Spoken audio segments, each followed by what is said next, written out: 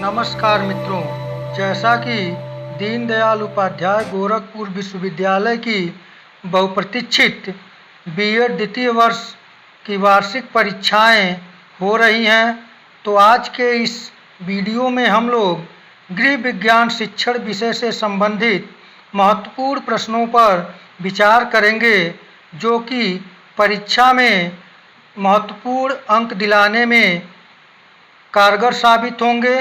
तो आइए बिना देर किए प्रारंभ करते हैं। यदि आप चैनल पर नए हैं तो चैनल को लाइक, शेयर और सब्सक्राइब करना न भूलें। तो आइए प्रारंभ करते हैं। पहला प्रश्न रहा आपके समक्ष, यह गृह विज्ञान का अर्थ है। तो गृह विज्ञान का अर्थ है गृह या घर से संबंधित विभिन्न पहलुओं के व्यवस्थित ज्ञान से है। दूसरा प्रश्न है, ब्रिटेन में गृह विज्ञान को किस नाम से जाना जाता है। तो ब्रिटेन में गृह विज्ञान को डोमेस्टिक साइंस अर्थात आंतरिक विज्ञान के नाम से जाना जाता है।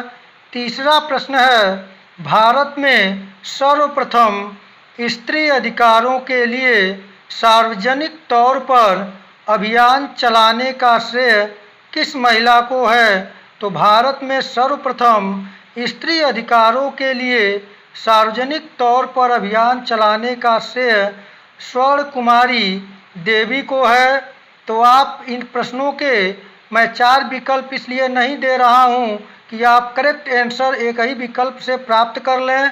चौथा प्रश्न है, भारतीय महिलाओं की स्थिति सुधारने के लिए स्त्री समाज और शारदा सदन की स्थापना किसने किया।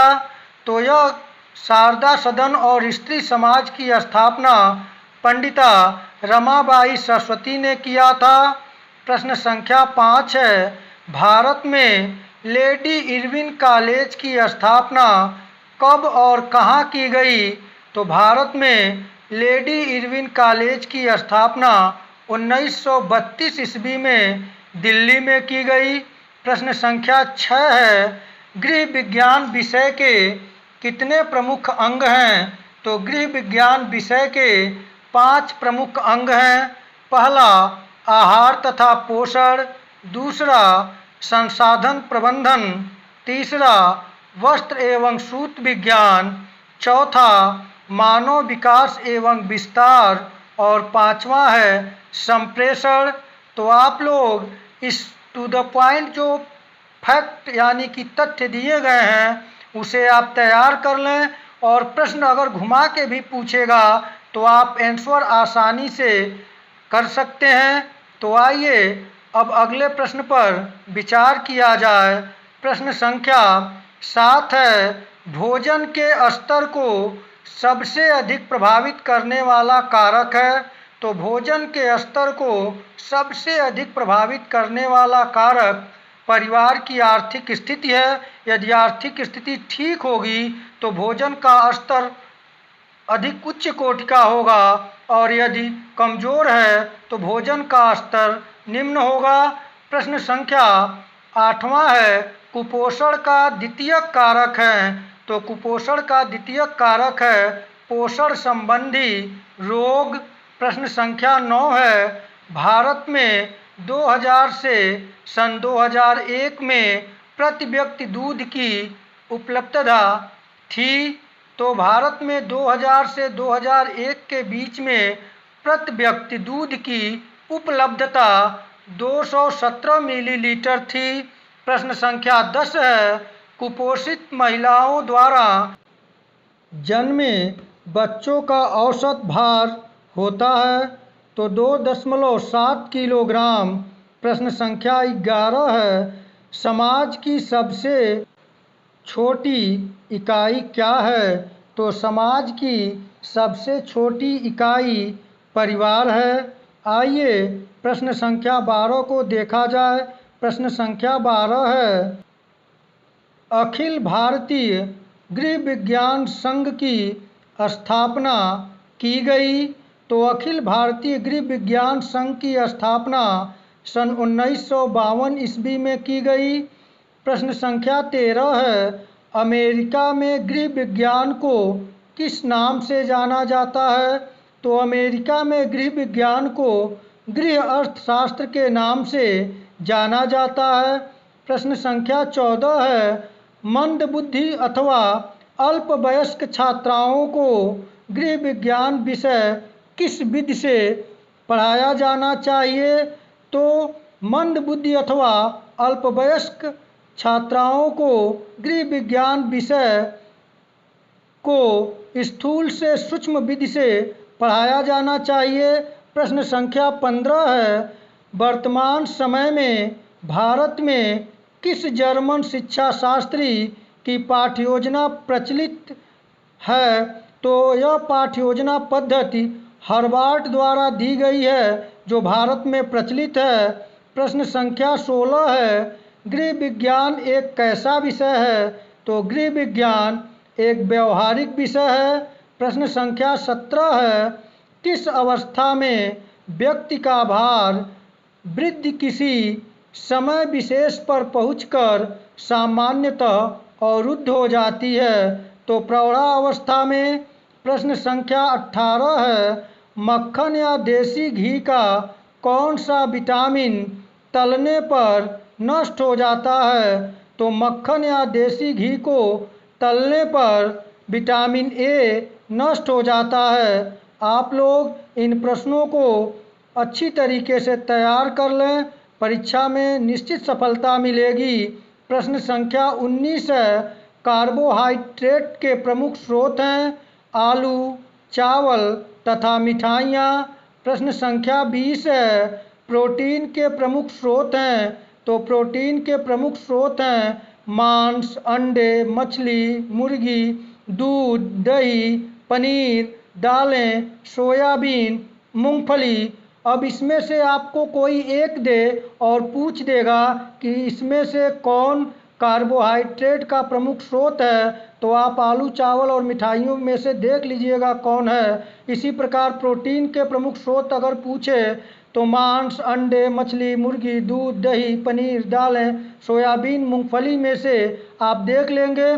प्रश्न संख्या 21 है, वसा के प्रमुख स्रोत हैं मक्खन, घी, वनस्पति, तला हुआ भोजन। प्रश्न संख्या 22 है, एनीमिया खून की कमी किस तत्व की कमी से होता है? तो वह लौह तत्व यानी कि आयरन की कमी से एनीमिया यानी खून की कमी हो जाती है। प्रश्न संख्या 23 है, आयोडीन की कमी से कौन सा रोग होता है? तो आयोडीन की कमी से घेंघा और बौनापन होता है। प्रश्न संख्या 24 है, वसा में घुलनशील विटामिन कौन कौन से हैं? तो वसा में घुलनशील विटामिन ए, डी, ई तथा के है। तथा 25 नंबर प्रश्न है, जल में घुलनशील विटामिन कौन कौन से हैं? तो जल में घुलनशील विटामिन बी कॉम्प्लेक्स तथा विटामिन सी है। प्रश्न संख्या 26 है, प्राथमिक रंग कौन कौन से हैं? तो प्राथमिक रंग वे रंग होते हैं जो कि स्वतंत्र रूप में होते हैं, लाल, हरा और नीला। प्रश्न संख्या 27 है, हरी पत्तेदार सब्जियों में पाया जाता है। तो हरी पत्तेदार सब्जियों में खनिज लवण पाया जाता है। तो ये प्रश्न जो हैं आपको तथ्य दे दिए गए हैं, और जब आपको वस्तुनिष्ठ के रूप में यह आएंगे तो आप इनमें से चयन कर लीजिएगा। प्रश्न संख्या 28 है, गृह विज्ञान शिक्षण के उद्देश्य हैं। तो गृह विज्ञान शिक्षण के प्रमुख उद्देश्य इस प्रकार हैं, संतुष्टि की प्राप्ति, जिम्मेदारियां, दायित्व की भावना, अच्छी आदतों का निर्माण करना, आत्मनिर्भरता एवं आत्मविश्वास जागृत करना, कुशलता, दक्षता का विकास करना, नैतिकता का विकास करना, परंपरा, सांस्कृतिक मूल्यों का विकास करना, वित्तीय आर्थिक सुरक्षा के विषय में जागरूकता प्रदान करना। 9वां है समायोजन क्षमता का विकास और आंतरिक एवं शारीरिक विकास में जागृति उत्पन्न करना। तो इसमें से गृह विज्ञान शिक्षण के यह प्रमुख उद्देश्य 10 हैं। इनमें से जो ऑप्शन में रहेगा आप उन्हें टिक कर लीजिएगा। तो प्रश्न अगर डायरेक्ट मैं 4 ऑप्शन देकर एक उत्तर अगर दूंगा तो उससे अगर घुमा के प्रश्न पूछ दे तो आप कंफ्यूज कर जाएंगे और आप सवाल को सही उत्तर नहीं दे पाएंगे। इसलिए मैं तथ्यों को, संपूर्ण तथ्यों को आपके सम्मुख प्रस्तुत कर दे रहा हूं, जिससे आप इन्हें नोट कर लें, तैयार कर लें। अभी समय बचा है, आप अच्छे अंक पा सकते हैं। निश्चित तौर से अधिक अंकों को आप लोग प्राप्त करें, यही मेरी इच्छा है। तो आइए प्रश्न संख्या 29 को देखा जाए। प्रश्न संख्या 29 है, पाठ्यक्रम को मानव जाति के संपूर्ण ज्ञान तथा अनुभव का सार समझना चाहिए। यह परिभाषा किसकी है? तो यह परिभाषा फ्रावेल महोदय की है। प्रश्न संख्या 30 है, पाठ्यक्रम निर्माण के सिद्धांत हैं। तो पाठ्यक्रम निर्माण के प्रमुख सिद्धांत इस प्रकार से हैं: एकता का सिद्धांत, रुचि का सिद्धांत, समन्वय तथा केंद्रीकरण का सिद्धांत, शैक्षिक मूल्य का सिद्धांत, आंतरिक परिस्थितियों का सिद्धांत, समय का सिद्धांत और व्यक्तिगत विभिन्नताओं का सिद्धांत। आइए प्रश्न संख्या 31 को देखा जाए। प्रश्न संख्या 31 है, शिक्षण की पंचपदीय प्रणाली के प्रतिपादक थे। तो शिक्षण की पंचपदीय प्रणाली के प्रतिपादक हर्बार्ट महोदय हैं। प्रश्न संख्या 32 है, हर्बार्ट की पंचपदीय प्रणाली के पद हैं। तो हर्बार्ट की पंचपदीय प्रणाली के 5 प्रमुख पद इस प्रकार से हैं: पहला, प्रस्तावना या उद्देश्य कथन; दूसरा, प्रस्तुतिकरण; तीसरा, तुलना; चौथा, सामान्यीकरण; पांचवा, प्रयोग। आपसे प्रश्न में यह पूछा जा सकता है कि निम्न में से कौन हर्बार्ट की पंचपदी प्रणाली में सम्मिलित हैं। तो इन पांचों बिंदुओं को आप देख लें। इन पांचों से जो जो दिया रहेगा उसे आप ट्रिक करेंगे। आइए प्रश्न संख्या 33 को देखा जाए। प्रश्न संख्या 33 है, शिक्षण प्रतिमान के कितने तत्व हैं? तो शिक्षण प्रतिमान के प्रमुख 4 तत्व हैं। पहला, लक्ष्य या उद्देश्य; दूसरा, संरचना; तीसरा, सामाजिक प्रणाली और चौथा, मूल्यांकन प्रणाली। प्रश्न संख्या 34 है, बुनियादी शिक्षण प्रतिमान किसका है? तो बुनियादी शिक्षण प्रतिमान रॉबर्ट ग्लेसर का है। प्रश्न संख्या 35 है, रॉबर्ट ग्लेसर के बुनियादी शिक्षण प्रतिमान के कितने भाग हैं? तो रॉबर्ट ग्लेसर के बुनियादी शिक्षण प्रतिमान के 4 भाग हैं। पहला, अनुदेशात्मक उद्देश्य; दूसरा, प्रारंभिक व्यवहार; तीसरा, अनुदेशात्मक प्रक्रिया और चौथा, निष्पादन मूल्यांकन। तो आपसे यह प्रश्न पूछा जाएगा कि शिक्षण प्रतिमान के कितने तत्व हैं, तो आप 4 लिखेंगे। और यदि यह पूछ दे कि निम्न में से कौन शिक्षण प्रतिमान के प्रमुख तत्व हैं, तो इन चारों में से जो होगा उसे आप ट्रिक कर गोला काला करेंगे। और यदि यह पूछ दे, डायरेक्ट प्रश्न पूछे कि बुनियादी शिक्षण प्रतिमान किसका है, तो रॉबर्ट ग्लेसर का। या यदि यह पूछे कि रॉबर्ट ग्लेसर के बुनियादी शिक्षण प्रतिमान के कितने भाग हैं, तो 4 भाग हैं। यदि इस तरह से पूछे कि रॉबर्ट ग्लेसर के बुनियादी शिक्षण प्रतिमान के निम्न में से कौन भाग में सम्मिलित हैं, तो इन चारों को आप देख लें। जो जो रहेगा उसे आप ट्रिक कर गोला काला करेंगे। तो आइए अगले प्रश्न को देखा जाए। प्रश्न संख्या 36 है, रॉबर्ट ग्लेसर के बुनियादी शिक्षण प्रतिमान को किसने कक्षा कक्ष मीटिंग प्रतिमान कहा है? तो ब्रूस जॉयस तथा मोर्सा बेल ने रॉबर्ट ग्लेसर के बुनियादी शिक्षण प्रतिमान को कक्षा कक्ष मीटिंग प्रतिमान कहा है। प्रश्न संख्या 37 है, शिक्षण की कितनी अवस्थाएं होती हैं? तो शिक्षण की 3 अवस्थाएं होती हैं। और यदि यहीं से यह प्रश्न पूछे कि शिक्षण की 3 कौन कौन सी अवस्थाएं हैं, तो आप लिख देंगे पूर्व क्रिया अवस्था, दूसरा अंतः क्रिया अवस्था और तीसरा उत्तर क्रिया अवस्था। और यदि यह पूछे कि शिक्षण की अवस्थाओं को विभक्त किसने किया है, तो जैक्सन महोदय ने किया था। तो आप इसे तैयार करिए, जो निश्चित आपको सफलता दिलाएंगे।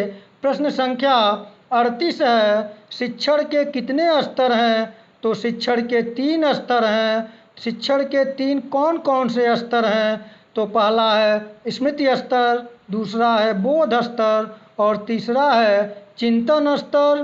प्रश्न संख्या 39 है, स्मृति स्तर के प्रतिपादक कौन हैं? तो हर्बार्ट महोदय हैं।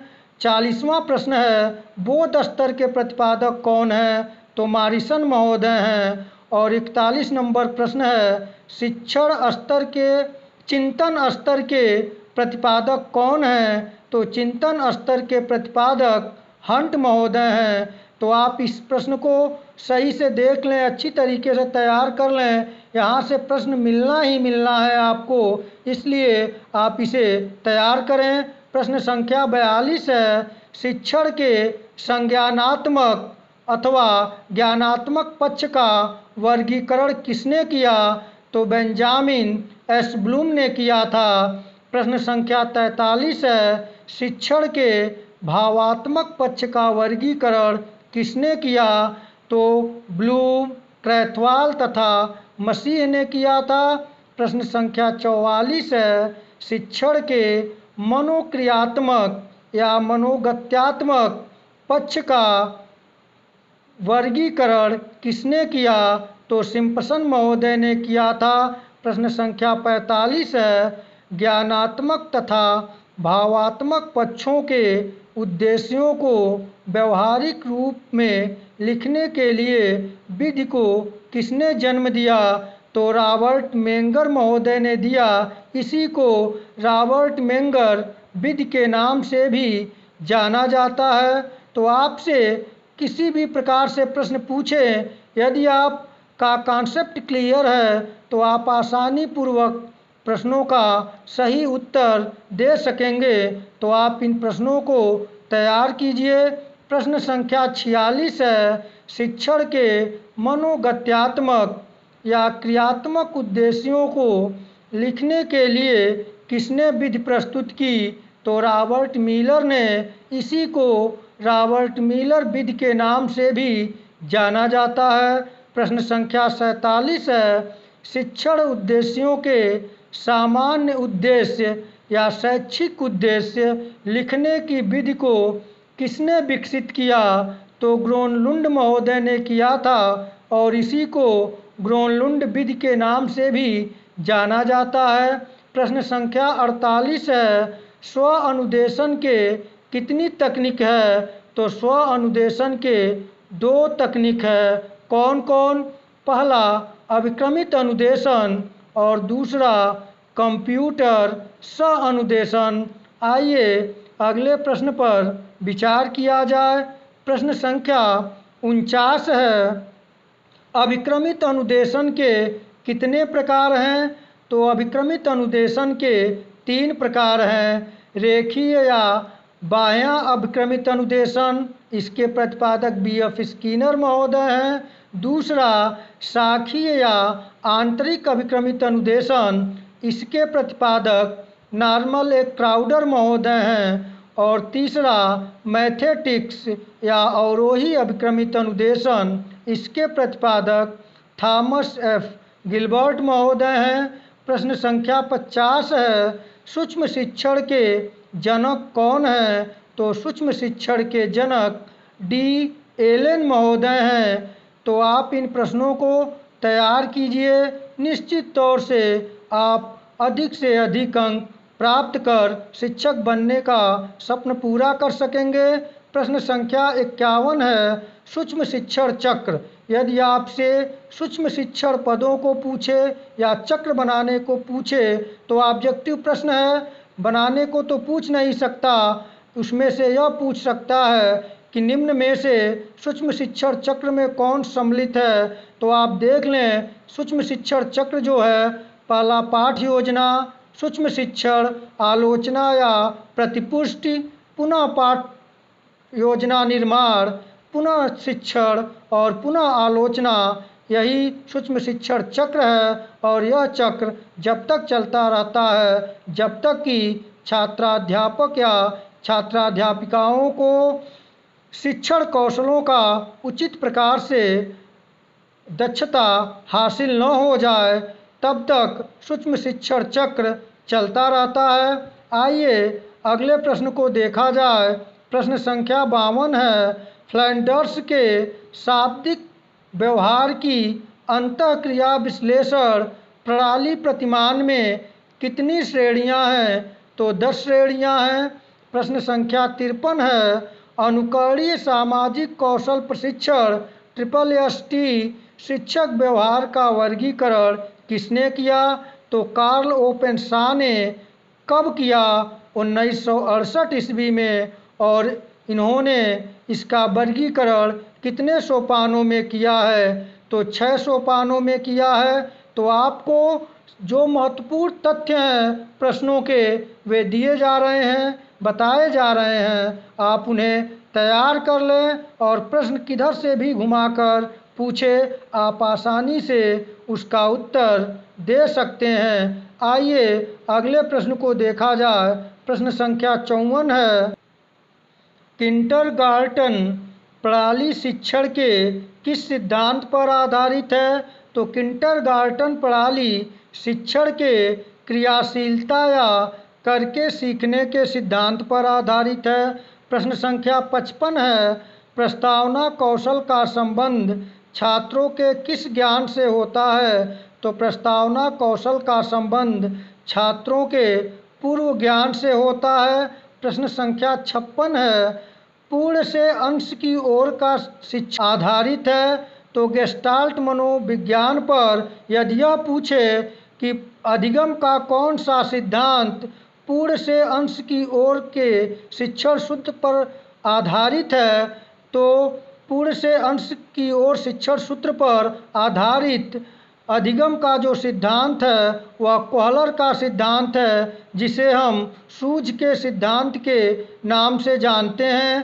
प्रश्न संख्या 57 है, कंप्यूटर के जनक कौन हैं। तो कंप्यूटर के जनक चार्ल्स बैबेज हैं। यदि आपसे पूछे कंप्यूटर का मस्तिष्क किसे कहते हैं, तो कंप्यूटर का मस्तिष्क CPU सेंट्रल प्रोसेसिंग यूनिट को कहते हैं। यदि यह पूछे आपसे कि कंप्यूटर को शिक्षा के क्षेत्र में किस नाम से जाना जाता है, तो कंप्यूटर को शिक्षण के क्षेत्र में या शिक्षा के क्षेत्र में आधुनिक तकनीक के रूप में, शिक्षण के क्षेत्र में नवाचार के रूप में जाना जाता है। आइए प्रश्न संख्या 58 को देखा जाए। TLM का पूरा नाम बताइए। तो TLM का पूरा नाम है टीचिंग लर्निंग मटेरियल, अर्थात शिक्षण अधिगम सामग्री। प्रश्न संख्या 59 है, खेल विधि के जनक कौन हैं। तो खेल विधि के जनक काल्डवेल कुक महोदय हैं। प्रश्न संख्या 60 है, ह्यूरिस्टिक विधि खोज विधि के जनक कौन हैं। तो आर्मस्ट्रांग महोदय हैं। तो जो प्रश्न आपको बताए जा रहे हैं उन प्रश्नों को आप तैयार करें, क्योंकि 4 ऑप्शन न देकर मैं प्रत्यक्ष रूप से आपको आंसर दे रहा हूं, क्योंकि आपको यदि आंसर पता है तो आप आसानी से 4 ऑप्शन में से सही उत्तर का चयन कर लेंगे। नहीं तो 4 ऑप्शन देने पर कभी कभी यह भ्रमित हो जाता है मन कि यह होगा यह होगा। इसलिए आप एकदम टू द पॉइंट, एकदम आंसर जो डायरेक्ट दिया जा रहा है उसे तैयार कर लें, और परीक्षा में जब तैयार रहेगा तो डायरेक्ट आपका ध्यान उस पे जाएगा। तो आइए प्रश्न संख्या 61 को देखा जाए। दूध किसका अच्छा स्रोत है। तो दूध कैल्शियम का अच्छा स्रोत है, यानी कि दूध में कैल्शियम अधिक मात्रा में पाया जाता है। प्रश्न संख्या 62 है, बच्चे को दूध पिलाने वाली स्त्री की अवस्था को कहते हैं धात्री अवस्था। प्रश्न संख्या 63 है, किस हार्मोन की कमी से स्त्रियों में दूध का स्राव कम हो जाता है, यानी कि किस हार्मोन्स की कमी से माताओं का दूध पर्याप्त नहीं होता है, तो वह है प्रोलैक्टिन। प्रोलैक्टिन हार्मोन्स की कमी से दूध का स्राव कम हो जाता है। प्रश्न संख्या 64 है, कृत्रिम तंतु है तो कृत्रिम तंतु रेयान को कहा जाता है। तो आप इन प्रश्नों को अच्छी तरीके से तैयार करिए। आइए प्रश्न संख्या 65 को देखा जाए। प्रश्न संख्या 65 है, खाद्य पदार्थों का मानक चिन्ह है। तो खाद्य पदार्थों का मानक चिन्ह जो है आपके समक्ष स्क्रीन पे दिखाई दे रहा है, एक मार्क चिन्ह होता है। आइए प्रश्न संख्या 66 को देखा जाए।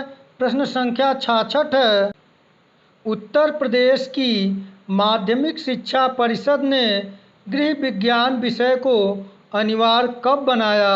1955 ईस्वी में। प्रश्न संख्या 67 है, पारिवारिक बजट पारिवारिक आय को व्यवस्थित रूप से ऐसी बातों के लिए व्यय करने का तरीका है जिससे कि अधिक से अधिक सदस्यों के सुख व कल्याण में वृद्धि हो सके। यह परिभाषा किसकी है?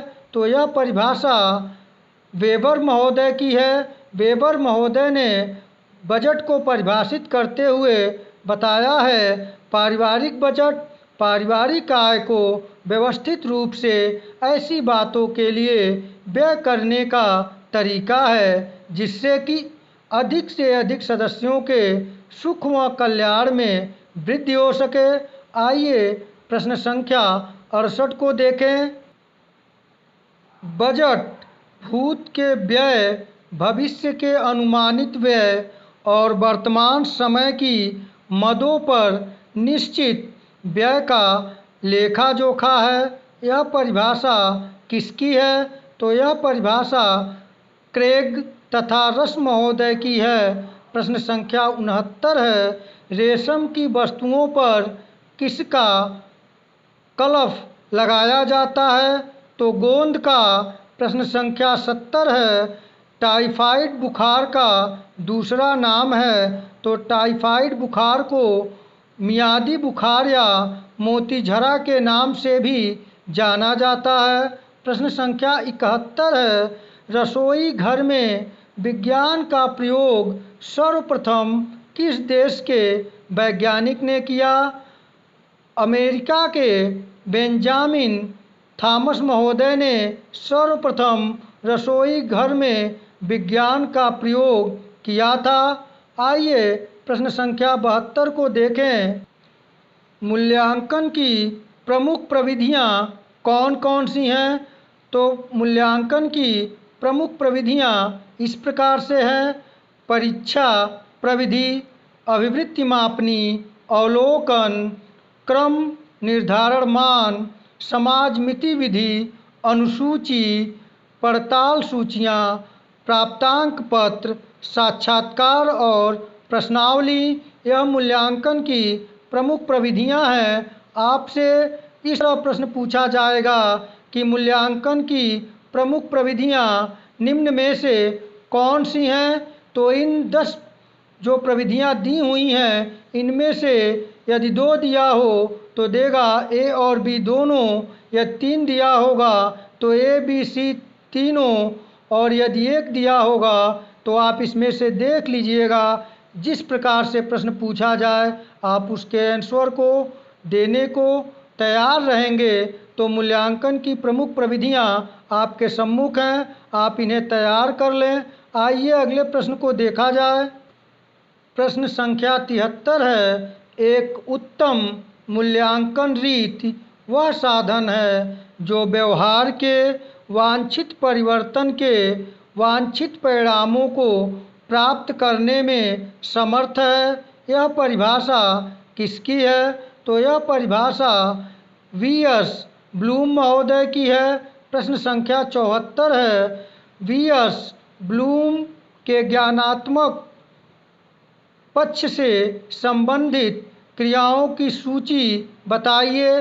तो वी.एस. ब्लूम के ज्ञानात्मक पक्ष से संबंधित 6 सूचियां हैं। पहला, ज्ञान, बोध, प्रयोग, विश्लेषण, संश्लेषण, मूल्यांकन। यानी कि पहला है ज्ञान, दूसरा बोध, तीसरा प्रयोग, चौथा विश्लेषण, पांचवा संश्लेषण और छठा मूल्यांकन।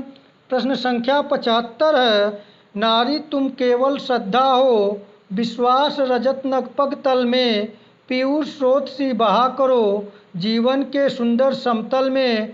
यह युक्ति किसकी है? तो यह प्रसिद्ध युक्ति जयशंकर प्रसाद की है। जिस युग में स्त्रियों का तिरस्कार हो रहा था, उस युग में जयशंकर प्रसाद ने नारी को किस प्रकार अमृत के समान बताया है और यह युक्ति कहा है कि नारी तुम केवल श्रद्धा हो, विश्वास रजत नगपग तल में, पीयूष स्रोत सी बहा करो जीवन के सुंदर समतल में। पुरुषवादी सोच के लोग इस युक्ति से सीख लें कि जो स्त्री है वह साक्षात अमृत के समान है, तो उसका हमेशा आदर और सम्मान करें। आइए अगले प्रश्न को देखें। प्रश्न संख्या 76 है, डाल्टन विधि के प्रतिपादक कौन है?